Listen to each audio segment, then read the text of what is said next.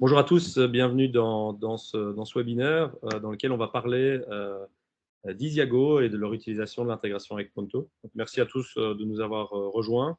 J'imagine qu'on va avoir d'autres personnes qui vont nous rejoindre dans les minutes qui viennent.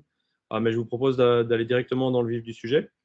Aujourd'hui, on a deux intervenants, Nicolas qui est directeur du marketing chez Isiago, et moi-même, Marc, qui suis responsable de toute la partie Marketplace API et des produits liés à nos API pour Ponto. Je suis un des cofondateurs d'une société qui s'appelait Ibanity, qui a été rachetée il y a 5 ans par le groupe Isabelle ici en Belgique, un groupe qui se concentre sur les services bancaires aux entreprises et dont les actionnaires sont les 4 grandes banques belges. Et donc, au sein de ce groupe, on a continué à développer notre produit initial et on a également amené Ponto sur le marché, qui permet à des acteurs comme Isiago, qui n'ont pas de licence ou qui ne sont pas régulés sur les marchés financiers, d'obtenir un accès aux informations du compte de leurs clients. Et donc, je vais directement aussi rentrer dans ce qui nous amène ici tous et ce qui rend possible en fait cette intégration et les produits sur lesquels on travaille. Et c'est ce qu'on appelle la DSP2, c'est-à-dire la directive service des paiements numéro 2. Ça veut dire qu'il y a eu une DSP 1. Et donc, on va parler un petit peu plus en détail de ce qu'est cette législation et de ce que cela veut dire pour nous. La directive de service de paiement numéro 2, elle suit évidemment la première directive de service de paiement qui nous a amené ce qu'on appelle la zone SEPA. Donc, c'est une harmonisation du secteur du paiement en Europe qui nous est arrivée il y a plus de 15 ans maintenant. Et cette DSP2, qu'est-ce qu'elle amène comme différence? En fait, elle demande aux banques d'ouvrir l'accès aux comptes de paiement à des entités régulées. C'est-à-dire que grâce à cette directive, on va pouvoir accéder à l'historique des comptes de paiement. Ça veut dire qu'on ne parle pas de compte épargne, on parle vraiment d'un compte courant et qui va permettre en fait cet accès à des entreprises qui sont régulées par leur législateur national. En Belgique, ça va être la Banque nationale de Belgique, par exemple, au Luxembourg, la CSSF, etc.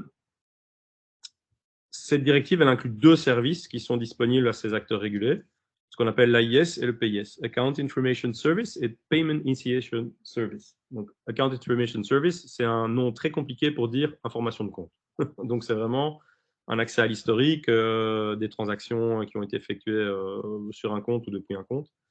Et PIS, donc Payment Initiation Service, c'est vraiment l'idée de pouvoir initier des paiements à partir de ce compte de paiement. C'est-à-dire typiquement faire un virement bancaire. C'est tout simplement cela. Donc, c'est la possibilité pour ces entités régulées de lancer un flux de parcours client qui va permettre de faire un virement bancaire depuis leur service. Comment ça marche en pratique? En pratique, on a tout un jargon très compliqué qui a été introduit par cette loi. Je ne vais pas le détailler oralement, mais de manière générale, vous avez donc un utilisateur euh, qui va, euh, qui va souscrire à un service qui est régulé. Ce service régulé va généralement se connecter à plusieurs banques lui-même ou via une autre tierce partie qu'on appelle un technical service provider. Mais donc, il y a toute une chaîne en fait d'acteurs qui va accéder, selon la licence vraiment de l'entité régulée, à toutes ces banques pour permettre en fait cette agrégation bancaire au sein d'un service qui va être utilisé par un utilisateur. Les slides sont là. Si vous voulez en connaître plus sur tout le jargon qui a été introduit par la loi, n'hésitez pas. Mais je pense que ça ne sert à rien de le détailler à ce moment-là. Alors, on va en arriver maintenant à Ponto vraiment en particulier et la particularité du produit qu'on propose, c'est qu'on fournit une API unique qui a un focus aussi très B2B et donc entreprise et corporate, qui permet à toute solution numérique d'agréger les connexions aujourd'hui d'à peu près 1800 banques européennes. Et donc, ça veut dire qu'on couvre des banques dans une dizaine de pays aujourd'hui en Europe, principalement Europe de l'Ouest et Europe centrale. On est en train de s'étendre aussi à d'autres pays en Europe de l'Est notamment. Mais c'est vraiment la manière dont nous, on propose propose cet accès au compte bancaire à des entités comme Isiago. La particularité aussi, c'est qu'on développe un ensemble de fonctionnalités à destination du client final directement dans Ponto, ce qui permet aussi de créer de la valeur ajoutée et de fournir plus de contrôle, plus de sécurité aussi aux clients par rapport à qui accède à quelles données, pour faire quoi, etc., etc. Il y a deux façons d'intégrer Ponto. On a la possibilité de l'intégrer via des logiciels qui sont dans le cloud, ou alors on a également une possibilité d'intégration quand le logiciel est déployé sur site, c'est-à-dire ce qu'on appelle le on-premise en anglais. Et donc ça permet vraiment, quand vous avez du logiciel qui est déployé dans votre entreprise, sur des serveurs qui sont dans votre entreprise, de pouvoir également en fait bénéficier de ce genre de connexion bancaire grâce à une intégration particulière un peu plus spécifique que celle que vous retrouvez si vous développez un logiciel sur le cloud, si vous utilisez un logiciel sur le cloud. Je vous ai parlé d'Ibanity, la société qu'on avait fondée et qui a été rachetée. Ibanity est beaucoup plus large en fait que Ponto en lui-même.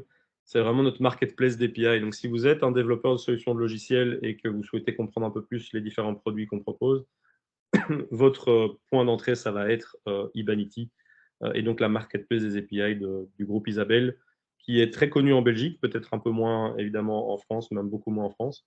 Mais on a déjà différents services qui sont distribués en France.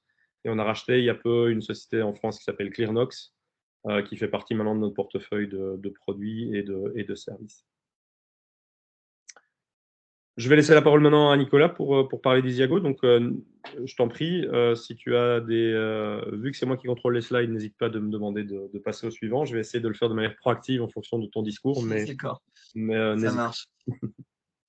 Donc, effectivement, on va parler d'Isiago, mais pour parler d'Isiago, il faut d'abord parler en fait d'Exalog. Donc, nous, on est, c'est le nom de la société en fait qui édite Isiago.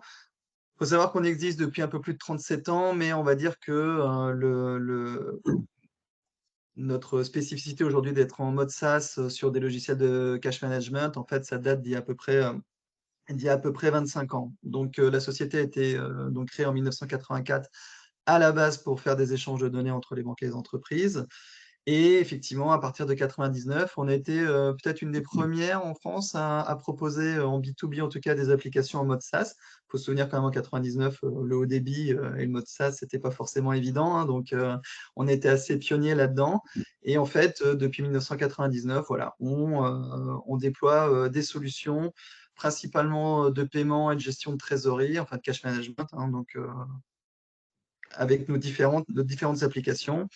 On a notamment, aujourd'hui, on travaille avec plus de 12 000 entreprises utilisatrices hein, qui utilisent aujourd'hui nos applications, donc dans plus de 100 pays, que ce soit par nos applications en direct comme All My Banks, Hexabank, etc., soit à travers les marques blanches qu'on fait pour 6 banques aujourd'hui. Donc on est une société aujourd'hui, on est passé, on est 86 maintenant, si j'ai bien vu, on progresse assez vite. Et on a créé depuis 25 ans donc des produits qui sont vraiment pensés pour les différents types d'entreprises. C'est-à-dire que All My Banks, on fait du cash management, donc du paiement, de la communication bancaire, de la trésorerie, etc. Plutôt pour les ETI et les grandes entreprises, même si c'est un peu en train de bouger, en tout cas, c'est notre cœur de cible il est là-dessus. Hexabank plutôt pour des PME.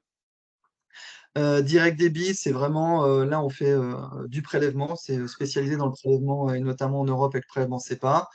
Isiago, dont on va parler, qui est plutôt orienté sur les petites PME et les TPE, et Mes qui est plutôt un produit qu'on propose à des distributeurs pour qu'ils puissent vendre aussi ce produit-là. On est très forcément axé sur la sécurité. On a des data centers qui nous appartiennent et qui sont certifiés. Et on voit aujourd'hui le volume qu'on traite à travers nos différentes applications. On fait plus de 320 millions de transactions qui sont traitées par an. Donc voilà, pour dire que Exalog, même si aujourd'hui on parle d'Isiago, on a vraiment une expérience de plus de 25 ans dans ce domaine-là. La confiance des banques, on est certifié SWIFT pour notre application All My Banks, donc une vraie expertise en tout cas sur le sujet depuis longtemps. Depuis longtemps.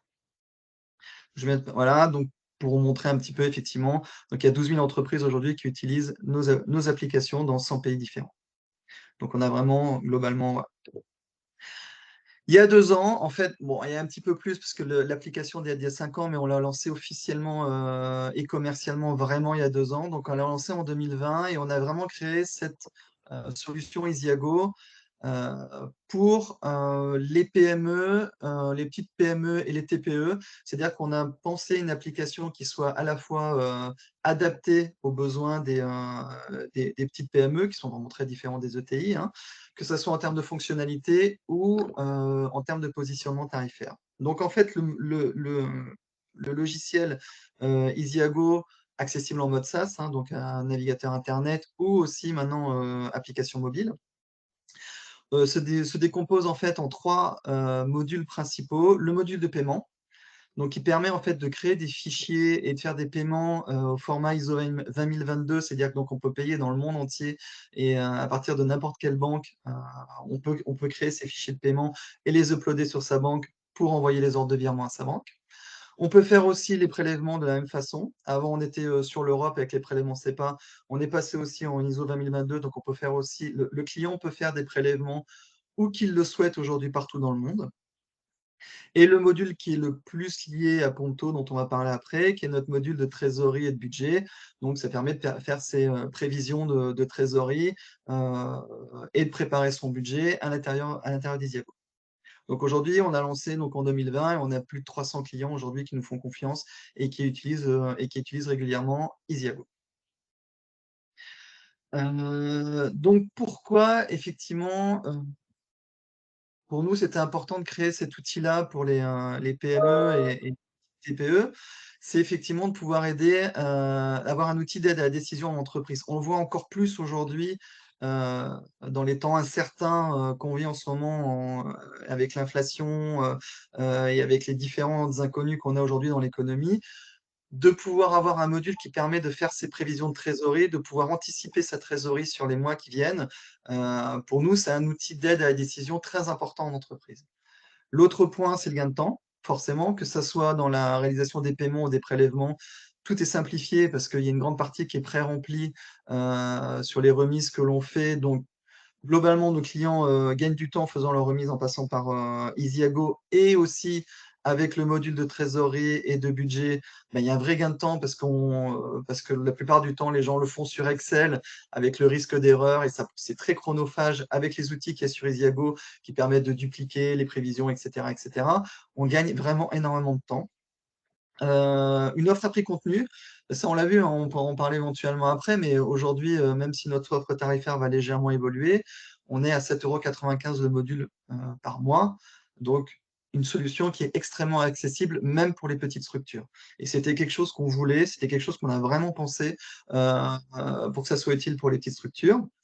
On a une spécificité chez Exalog sur nos différents logiciels, c'est qu'on a un nombre d'utilisateurs illimité. C'est-à-dire que les gens ne payent pas de licence par utilisateur, mais une fois qu'ils ont pris leur abonnement, ils peuvent mettre autant d'utilisateurs qu'ils le souhaitent. Donc ça, c'est vraiment aussi un point qu'on pense important, notamment pour toucher les entreprises qui n'ont pas forcément des budgets énormes. Et un dernier point dont on est très très fier chez Exalog, c'est qu'on a une super équipe assistance en fait qui est positionnée chez nous. Hein. Ce pas des call centers qui sont à l'étranger, c'est vraiment des gens qui travaillent de chez nous, qui sont des experts dans le métier, qui permettent de faire une assistance en français, en anglais, en espagnol. Et on sait qu'aujourd'hui, voilà, dès qu'il y a une question qui est posée par email à l'assistance, en général dans l'heure, les gens ils ont une réponse à leur problème.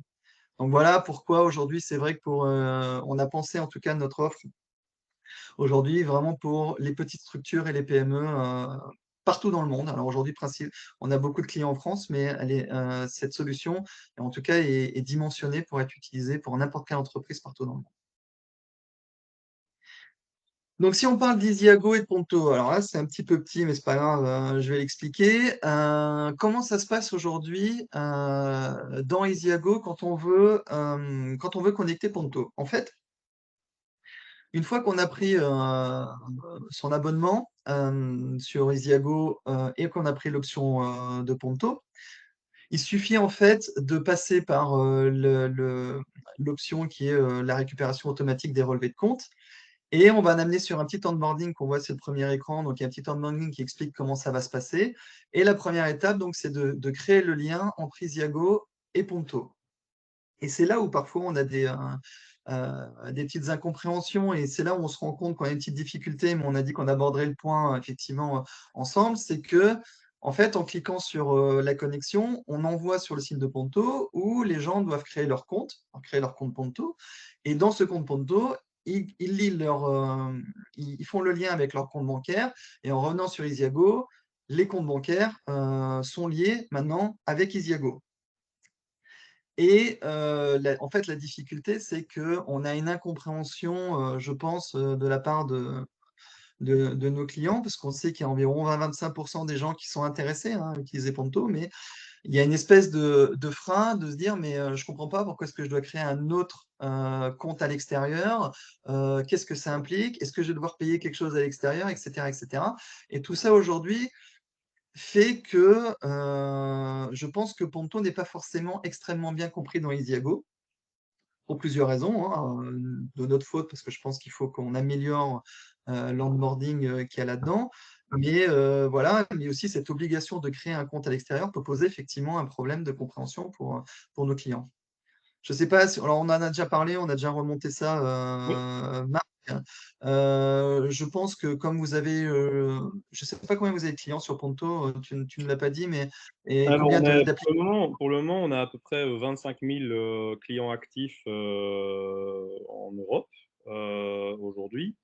Euh, il y a effectivement il y a différentes approches, évidemment, par rapport à ce genre de service de connexion bancaire. Aujourd'hui, on a, en tout cas de la part de notre régulateur national, une obligation que le client, c'est-à-dire la personne qui va lier son compte à une plateforme comme Isiago, soit notre client aussi. Donc, ça veut dire qu'en fait, le contrat entre ton client et la banque, si je puis dire, bah, il doit être à un moment donné connu par une entité régulée qui est nous.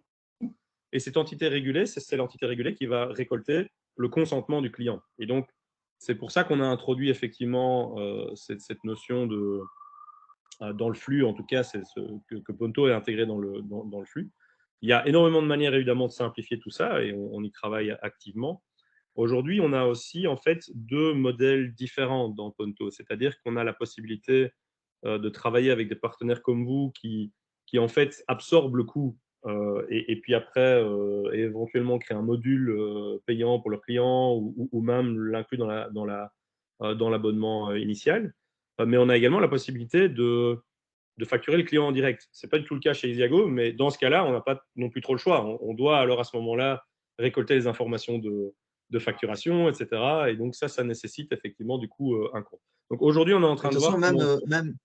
même RGPD, de toute façon, ils sont obligés puisque vous avez des données qui sont enregistrées chez vous, de toute Ah, façon, on est obligé aussi. voilà. Voilà. Donc, il y a différentes choses. On peut simplifier, on peut effectivement, aujourd'hui, on travaille beaucoup sur, enfin, on est en train même activement de travailler sur la clarification de ces flux et aussi peut-être le côté un peu agressif de la première page sur laquelle tu arrives, c'est créer un compte. Et on est entièrement d'accord. C'est vrai que ça peut porter à confusion. Et Mm. donc, on est en train effectivement de travailler, bah, y compris notamment avec les équipes d'Isiago, de voir comment on peut faciliter ce genre de flux pour éviter la confusion et augmenter effectivement le taux de conversion de ce côté-là. Je pense que sur le marché aujourd'hui, vous allez trouver toujours deux modèles. Vous allez trouver un modèle qui est plus essayer d'être le plus transparent possible dans la chaîne, qui peut être une très bonne chose. Et vous avez aussi un modèle un peu plus à la PayPal, si je puis dire, où il y a effectivement une brand un peu plus présente, un peu plus forte, mais sur laquelle on peut alors aussi développer de la valeur ajoutée pour le client final, pour l'entreprise au final. Nous, on a pensé Ponto comme aussi un endroit où une entreprise peut gérer ses consentements, si je puis dire, pour toutes les plateformes qui ont accès à leur compte bancaire.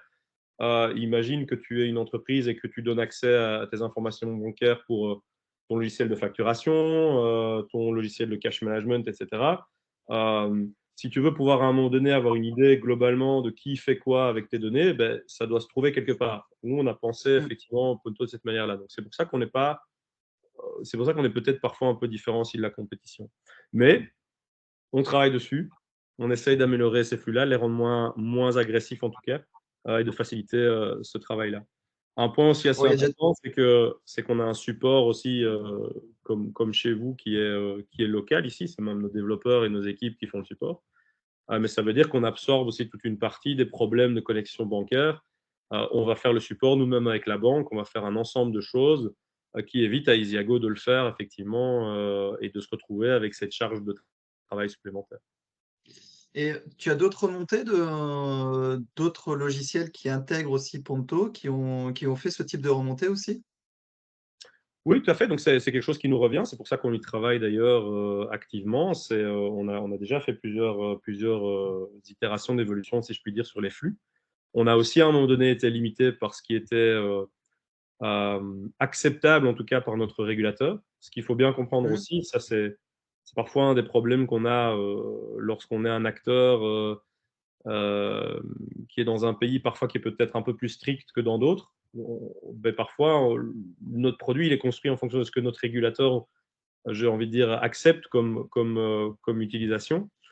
Ce qui n'est pas nécessairement le cas d'un produit qui serait basé même en Allemagne, en France ou aux Pays-Bas, par exemple. Donc, il va y avoir des différences dans ce qui va être accepté par le régulateur en lui-même. Après, on a cette notion de passporting. Donc, vraiment, on a un passeport pour délivrer nos services dans toute l'Europe. Mais ça veut dire qu'il y aura des différences entre les produits en fonction de avec qui les partenaires travaillent, parce qu'il y aura des pays qui seront plus laxistes avec leurs entités régulées, d'autres un peu plus strictes, et donc on doit jouer un peu aussi avec ça. On va pas dire laxiste, on va dire souple. Oui, non, voilà, oui, pardon, c'est pas du tout. Non, effectivement, le laxiste, c'est vraiment un terme péjoratif, c'est pas ça que j'aurais dû utiliser. C'est vrai, non, c'est vraiment plutôt compréhensif. Voilà, c'est plutôt ça, parce que c'est justement pas quelque chose de négatif, c'est quelque chose de très positif d'avoir un régulateur qui est un peu plus ouvert, on va dire. Donc, c'est pas du tout D'accord, effectivement ce que je voulais exprimer. Je pense que c'est parfois justement très positif de voir que des régulateurs sont plus ouverts à des cas d'utilisation qui sont relativement communs et qui sont de toute façon avec un risque assez faible au niveau du système financier, et surtout sur l'information de compte. Quel est vraiment le risque en termes de blanchiment d'argent, etc. Je veux dire, il y a très peu de choses sur lesquelles on peut vraiment prendre action en tant qu'entité régulée par rapport à ça. Mais bon, voilà, on ne va d'accord. pas nécessairement perdre notre audience dans les considérations légales, mais il y a effectivement des petites différences qui expliquent parfois que les produits sont différents. D'accord. Bon, de toute façon, on sait aussi que nous, de notre côté, on a des choses, et on est en train de le faire en lien avec vous, hein, de simplifier un peu tout ça. On a aussi une autre question aussi qui peut revenir éventuellement et qui est liée à ça, c'est que un client peut avoir 4 comptes bancaires qu'il veut synchroniser, mais il y en a que 2 dont les banques aujourd'hui acceptent de se connecter à Ponto. Qu'est-ce qui se passe quand il y a des banques européennes qui ne sont pas dans la liste aujourd'hui des banques qui sont connectées à Ponto? C'est quoi un petit peu le process? Comment ça se passe? Alors donc nous, en tant qu'entité régulée, ayant l'autorisation d'agir dans toute l'Europe, ça veut dire qu'on a le droit, en fait, d'accéder à leur interface dédiée. Donc c'est vraiment le terme qui est utilisé dans la législation, c'est-à-dire que toutes les banques en Europe doivent fournir une interface dédiée. Alors cette interface dédiée, c'est pas nécessairement une API, hein, donc soyons clairs. Donc voilà, ça peut être d'autres. Je dirais que dans 99% des cas, c'est une API. Mais il y a toujours des petites subtilités. Donc, ils ne peuvent pas nous refuser l'accès à leur API. Ça, c'est un fait. On est régulé, on est identifié auprès de notre régulateur, on a ce passporting dans toute l'Europe. Donc, il y a pas d'excuse. Après, ça ne veut pas dire qu'on les a forcément déjà intégrés.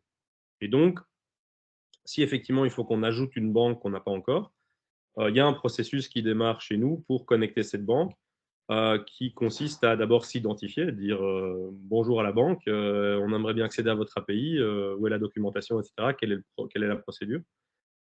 Et en fonction de la banque, ça va être plus ou moins facile, soyons clairs. Donc il y aura clairement des petites subtilités en fonction de la banque. Il n'y a pas de standard global accepté. Il y a des standards parfois locaux. Par exemple, en France, c'est beaucoup STET, le standard poussé par STET qui est utilisé. Dans d'autres pays, ça va être d'autres standards, et dans d'autres pays, il n'y aura juste pas de standard du tout. En Belgique, par exemple, ça part dans tous les sens. Il y a certaines D'accord. banques qui ont choisi un standard, mais de manière générale, c'est relativement différent. Donc ça ajoute parfois une certaine complexité pour nous. Maintenant, être connecté à l'API ne veut pas dire que tout va toujours fonctionner. Surtout dans la partie B2B et corporate, on va parfois avoir des situations pour lesquelles les personnes qui essayent d'accéder au compte chez Isiago, par exemple, donc imaginons, on a peut-être, je ne sais pas moi, un comptable interne qui utilise Isiago, qui va vouloir lier le compte. cette personne, la question c'est est-ce qu'elle a vraiment un mandat qui lui permet de le faire au niveau de la banque. Et là, il y a des interprétations qui peuvent changer légèrement en fonction des banques sur quels sont les mandats nécessaires pour que ce lien puisse avoir lieu. Est-ce qu'il faut nécessairement être un représentant légal de la société? Est-ce que ça peut être un employé qui a un mandat? Et donc, là, il y a parfois un peu de communication à avoir avec la banque pour que ça marche. C'est de plus en plus enfin, en tout cas, on a de moins en moins de problèmes avec ce genre de cas. Mais c'est quelque chose qui était très présent, par exemple, il y a 2 ans, dans certains pays, on avait vraiment systématiquement, pour lier des comptes d'entreprise, quelques petits soucis. Et nous, on s'occupe en fait de cette relation-là. Donc, si jamais vraiment il y a un problème à ce niveau-là, ben, nous, on va essayer de voir avec la banque comment ça peut marcher pour essayer de s'assurer que ce client puisse effectivement lier son compte, puisque ça paraît logique qu'il puisse le faire. Donc, clairement, on est dans une législation qui est assez jeune et donc il y a des maladies de jeunesse qui se corrigent au fur et à mesure. On arrive à avoir quand même une progression très positive à la fois au niveau de ce qui est proposé comme interface par les banques, mais aussi en termes de résolution de problèmes de ce type-là, donc d'accès vraiment, qui peut avoir accès à quoi. Donc voilà, c'est un peu une navigation en eau trouble, on va dire, et nous, on essaye de se frayer un chemin là-dedans. Je pense que ça va de mieux en mieux, et donc on voit de plus en plus, en tout cas, de plateformes comme Isiago nous utiliser. On est très, très, très présent aujourd'hui en Belgique, aux Pays-Bas. C'est là qu'on a la majeure partie de nos clients. On a un peu plus de 1000, 2000 clients, je pense, en France, et on continue de grandir, en tout cas en France, grâce à nos partenaires de plus en plus aujourd'hui. OK. En tout cas, nous, c'est vrai que pour nous, c'est important et notamment pour une solution comme Isiago d'avoir Ponto, parce que ça permet effectivement, ce lien avec les banques. Ça permet, de pouvoir centraliser tous les comptes sur un seul endroit. Donc pour nous, ça c'est enfin les comptes européens en tout cas sur un même endroit. Donc c'est vraiment un outil, complémentaire à Isiago et qu'on est très heureux d'avoir intégré, et aussi dans le cadre de, la prévision de trésorerie, ça permet d'avoir un solde à jour et up-to-date, on va dire, tous les jours dans l'application, et ce qui permet de faire des prévisions qui sont, où il y a aussi beaucoup moins d'erreurs, notamment quand on fait le rapprochement entre les prévisions et ce qui a été réalisé. Donc c'est vrai que pour nous, en tout cas, c'est important de pouvoir développer cette relation avec Ponto et de pouvoir continuer là-dessus. Et donc, si on parle justement des prochaines étapes pour Isiago, bah, effectivement, nous, ce qu'on a dans notre roadmap et ce qui est intéressant, c'est l'intégration des API, hein. On en parlait, mais nous, c'est pour aussi pour d'autres raisons, notamment avec les ERP et autres. C'est important de pouvoir les connecter aujourd'hui sur Isiago, donc ça, c'est en cours. On a lancé une application mobile récemment où on peut faire notamment suivre ses prévisions de trésorerie, faire des paiements sur l'application mobile. On est en train de la faire évoluer pour avoir l'équivalent en fait des fonctions qu'on a sur le web, sur notre application mobile.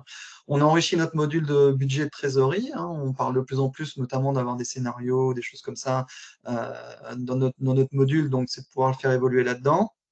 On lance de nouveaux pays, hein. Alors, ça vous concerne moins du coup Ponto, puisque là, alors peut-être le UK, je ne sais pas si on ne sait jamais s'ils vont vraiment partir de l'Europe ou pas partir de l'Europe. Donc, je ne sais pas. Pas partie de l'Europe, mais c'est des choses qui peuvent se discuter évidemment. Les US, c'est pas du tout dans nos plans Ouais. à court ou moyen terme, mais effectivement, il y a une demande pour ça, effectivement. Donc voilà, donc nous on lance ça, on continue, bon, on continue à se développer en Europe, hein, parce qu'on a sur Isiago, on a surtout principalement lancé la France, les Pays-Bas, la Belgique, l'Espagne dans les pays européens, et on va aussi continuer à se développer en Europe. Donc il y a pas mal de possibilités encore de pouvoir travailler ensemble. On va refondre l'offre tarifaire. Je disais au début effectivement que notre offre tarifaire était pensée pour les TPE et les PME. Donc on était à 7,95 € le module, ce qui est pas énorme, hein, pour ce type d'application, surtout avec le support, avec l'expertise qu'on a depuis 25 ans qu'on fait ça. Donc voilà, c'était vraiment pensé là-dessus. On va la refondre à partir de la fin d'année, on espère en octobre, mais je viserais plutôt sur la fin d'année, notamment avec l'intégration de Ponto directement maintenant dans l'offre tarifaire, d'Isiago. Donc ça, je trouve que c'est plutôt pas mal. On va faire un petit relifting de l'application. Comme je disais, on l'a lancé il y a 2 ans, elle existe depuis 5 ans. Je pense que voilà, on peut commencer à la faire évoluer aussi sur ce sujet-là. Et un des points importants dont on a parlé, notamment pour Ponto, mais pour d'autres sujets, mais aussi pour Ponto, c'est effectivement comment on simplifie les onboarding, les connexions entre Isiago et les différents logiciels partenaires, et notamment Ponto, donc le pré-remplissage des informations, Voilà. etc., etc. Et vraiment l'histoire de encore plus l'intégrer dans Isiago pour que les gens n'aient pas forcément l'impression de sortir du site. Tout ça, c'est des choses sur lesquelles on travaille pour que ça soit plus simple, parce que vraiment, on est, nous, très contents de travailler avec vous, parce que ça ouvre énormément de possibilités pour nos clients supplémentaires avec les fonctions qu'on a déjà dans Isiago. Super. Donc,